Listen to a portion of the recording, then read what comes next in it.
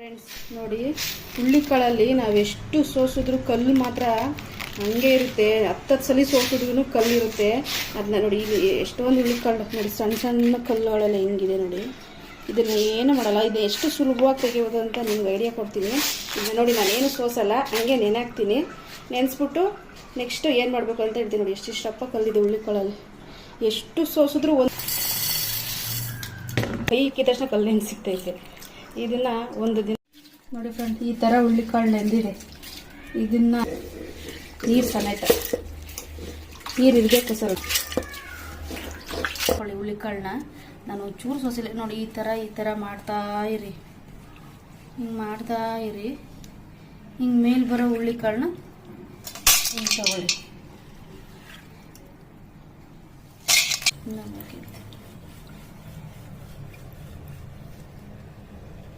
ನೋಡಿ, ಮೇಲೆ ಬರೋ ಹುಳ್ಳಿಕಾಳನ್ನ ಹಿಂಗೆ ಎತ್ಕೊಳ್ಳಿ. ತೋರಿಸ್ತೀನಿ ರೀ, ಬೇಡ ರೀ ಸರ್.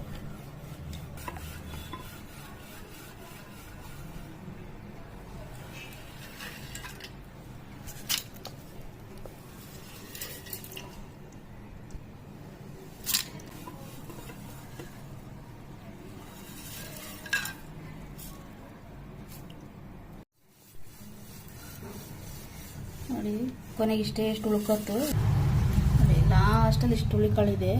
ಇದರಲ್ಲಿ ಎಷ್ಟು ಕಲ್ಲಿರುತ್ತೆ ತೋರಿಸ್ತೀನಿ ನೋಡಿ. ನೋಡಿ ಫ್ರೆಂಡ್ಸ್, ಎಷ್ಟು ಕಲ್ಲಿದೆ ನೋಡಿ.